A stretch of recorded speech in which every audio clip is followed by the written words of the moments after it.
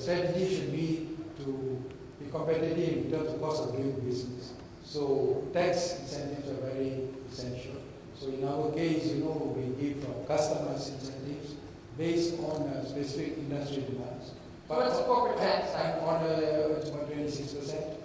And on a general case for new investments, we give 10 years tax holiday or pioneer status. But let me look at that 10-year tax holiday. And I originally come from Ireland, where they were very generous with their 10-year tax holiday. And then everybody hiked it out of town the minute the 10 years was over, which had devastating effects, particularly on rural areas. And I know you're a big proponent of decentralization. Yes. How are those tax holidays in place? Have many of them come to fruition yet? Actually, to date, within this region itself, we've got about over nearly 40 billion ringgit of investments committed into the region, of which nearly 15 billion is already realized. And this has created 17,000 jobs. So actually, the strategy should be to how do you retain these investments? Yes. We don't want fly by night where after the concession period is over, they leave the place. So actually, our incentive package also includes reinvestment programs. So reinvestments can go on for another +5, in terms of, so it is also... Yeah, because it's important to keep that sustainability, I think, yes. and perhaps you've learned from some countries maybe didn't have that in plan. The European tax rate is often a little higher than we've seen maybe in some other countries. What are the incentives for foreign direct investments in terms of taxation? Yeah, corporate tax is inside this 9 Central European countries, which are a member of the EU, are the lower level in EU 27 countries. In Poland, we have special corporate tax 19% for all companies. So it's very good for companies, and we have special economic areas for direct investments. And are you doing that, like that Raja was saying, again, outside the cities? Are you really looking at a decentralization around Poland?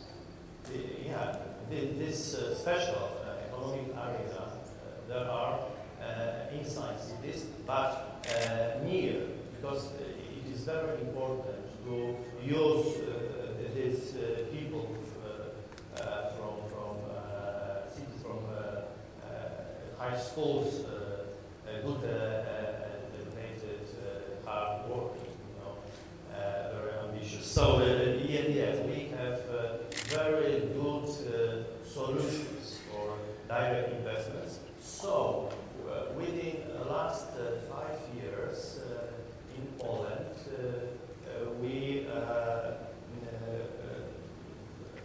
was established call centers, services centers, IT centers.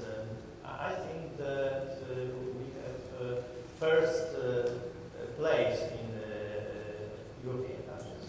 And again, that goes back to your education system, which even 20 more years ago, a lot of the younger people were learning English, and they speak beautiful English, particularly in the cities, but you do have an educated workforce that's, for a European country, probably speaks more English than perhaps other countries near hand. Has that been a big advantage? Yeah.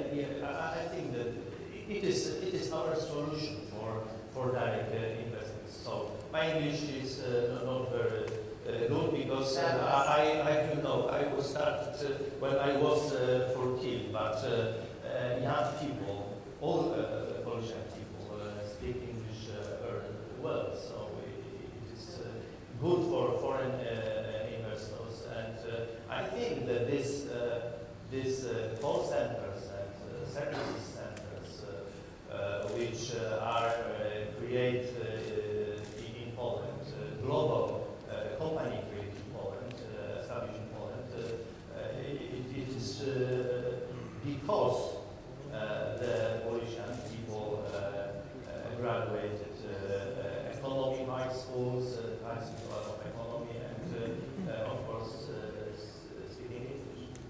Now, we do have a question coming from the audience. I'd like our sound guys or somebody to get me a microphone.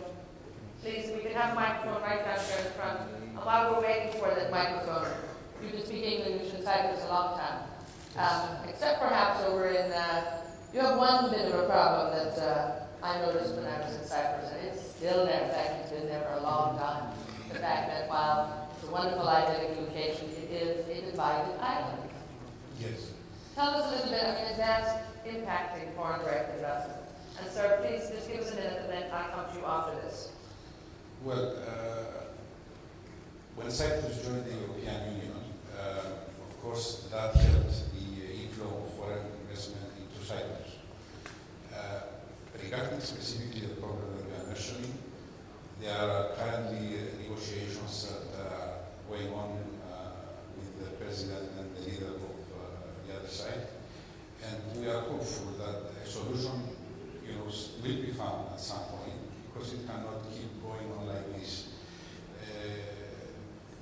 It is an unusual situation. It is an unusual situation, but I believe it's quite peaceful. There was no major problems, and people are quite mature now. But the issue, which I believe is important, is that for the whole of the country of Cyprus, for the whole island, I think it's to the benefit of everybody when the problem is solved and a solution is found, and the leaders are working towards that scope with the UN facilitating the negotiations. Okay, gentlemen down here, if you have the microphone, sir, please let us know who you are and what company you're with. Thank you very much. My name is Flexman Samuel. I'm the CEO of the Lutrans Waterfront Development Company in Namibia, in Africa. I would like to ask a question to the representative from Cyprus as to how important is your tourism market, and also what are the strategies that you employ to add value to tourism, given the size of your country being a small country. Thank you. Yes, tourism plays an important factor for the Cypriot economy. If we consider that the population is 850,000, and we usually have every year more than 2 million tourists, so you can understand from there the importance.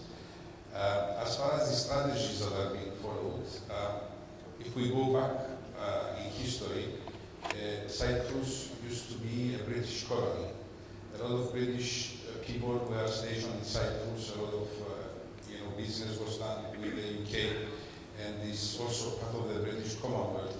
So Cyprus was known, let's say, on the international map for the UK at least quite well, and the British tourists were among the top, let's say, in numbers coming to Cyprus. But specifically for the strategies, we have the Cyprus Tourism Organization, which is reviewing, let's say, the developments on an annual basis and focusing on strategic markets in order to promote Cyprus as a tourist destination. We do have now more people coming from Russia, and it's increasing. Also, we have from China, it's increasing.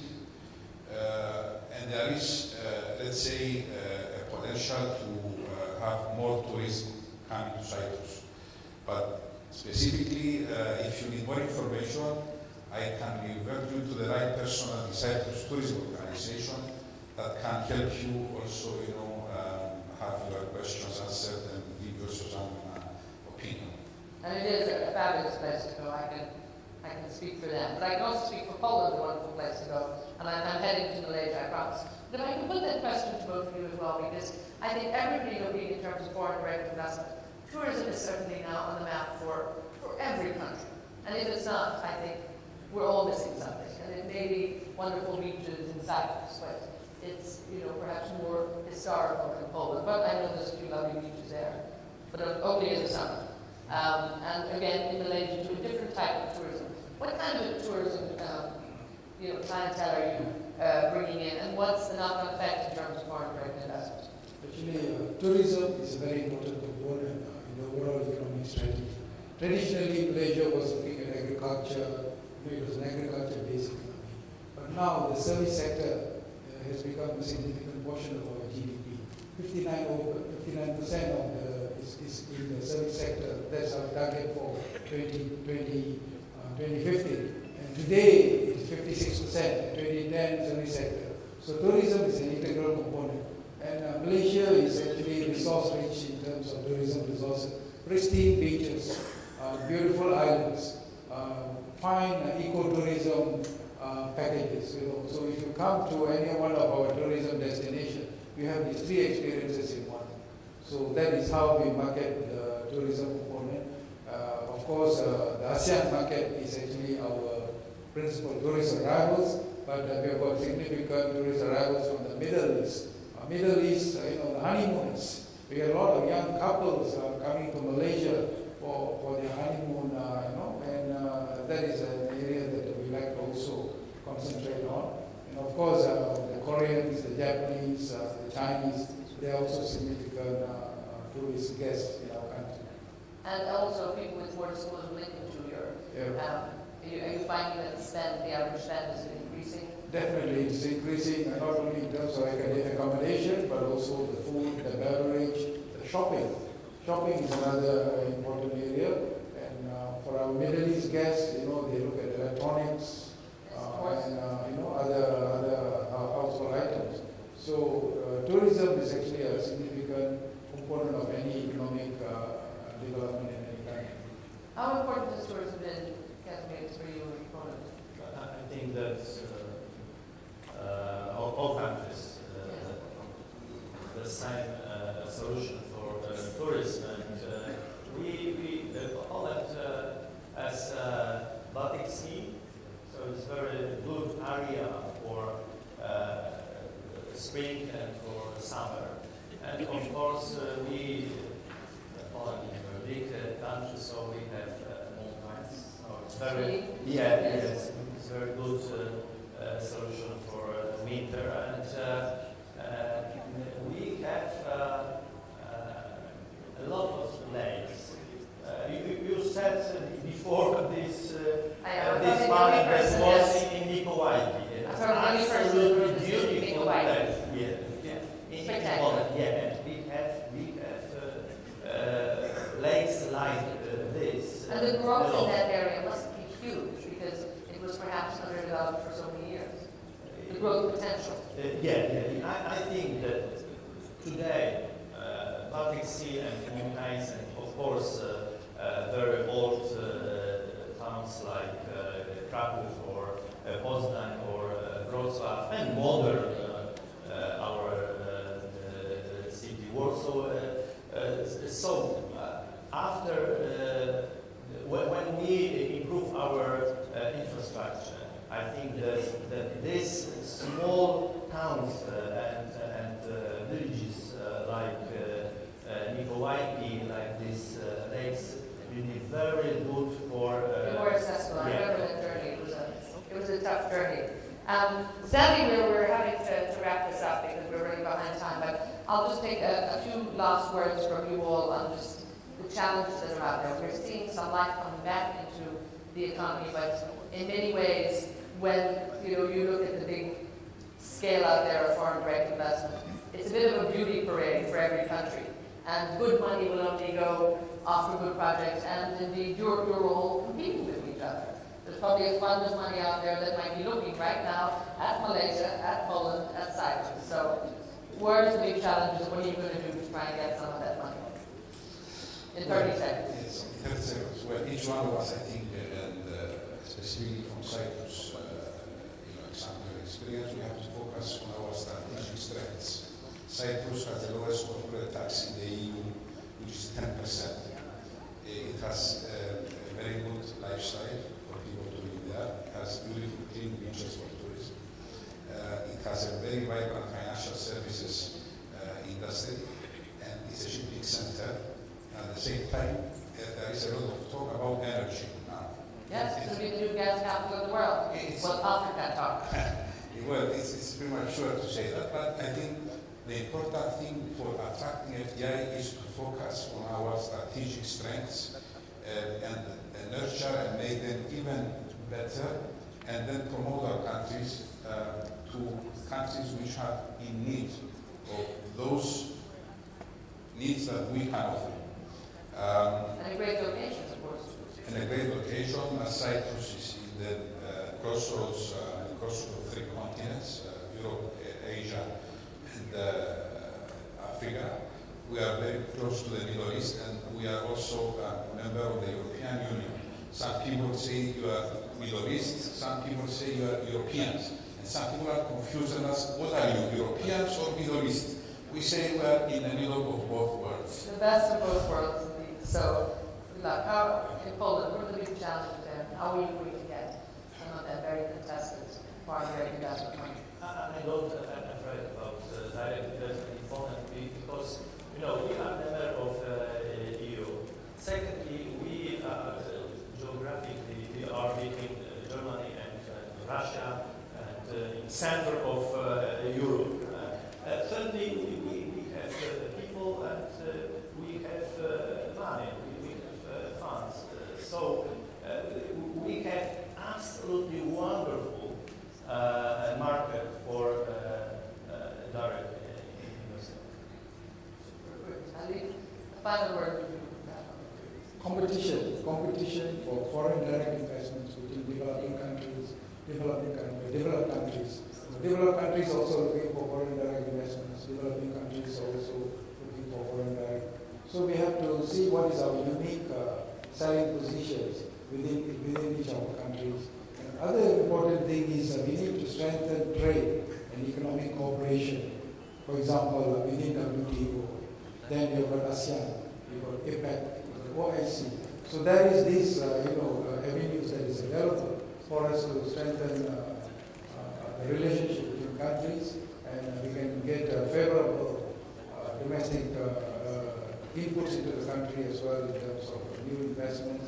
But at the end of the day, what is important is it has got to be a win-win situation. It's not a one-way traffic. So when we look at our partners for investments, we'll see how we can benefit, and at the same time, the country that brings in investment also benefits in this investment process. So I think that is the key.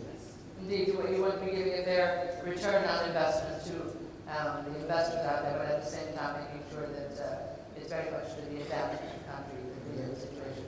And I think we're really hearing that among everyone. We're going to have to leave there. I'm very sorry. I do want to thank you for all of you who put into this conversation. I really appreciate it. And to our audience who did join us, and hopefully you'll find more of your friends to come for the next session. We're going to be running a little bit late on the next session, so I want to start it dead on 2 o'clock. So perhaps you have time now for a little break. But for now, I want to thank our panel here, Marios, Cyprus, Kazimides, and Dato Isaac John from Malaysia. Thank you all, gentlemen. Welcome back. I'm delighted to have you here for this panel, our second big panel of the day, and I do apologize, we are running late, but we're going to try and finish up this panel now at 3 o'clock, so we'll be still running a half hour late, so if any of our next panelists are here, forgive me too. An outlook on UAE trade and economic cooperation. So in this panel too, we're going to really be looking at the post-recession strategy and examine how to encourage inbound investments in this region. And looking exactly at what the focus will be on the UAE in this session, and how indeed we can look at the UAE and rebuild the image as a unique investment destination, and look at the challenges ahead in terms of foreign direct investments and see what we can do to bring it more in. And again, just take a look at the real estate landscape and see what's been going on in the city. I'm going to introduce you to my panelists and we'll get right down to business. And also, please keep in mind, I would love you to be very interactive on this. We have 3 very learned gentlemen here, 3 men who are at the forefront of what's going on. So these are the guys with the answers. And we don't often get them all together and get a chance to ask them some questions. So please, don't be shy. Feel very aware of that. And we'll come back to you. Also, there was a journalist earlier who left a recorder behind. If there's a journalist wondering where the recorder is, let us know. We have it.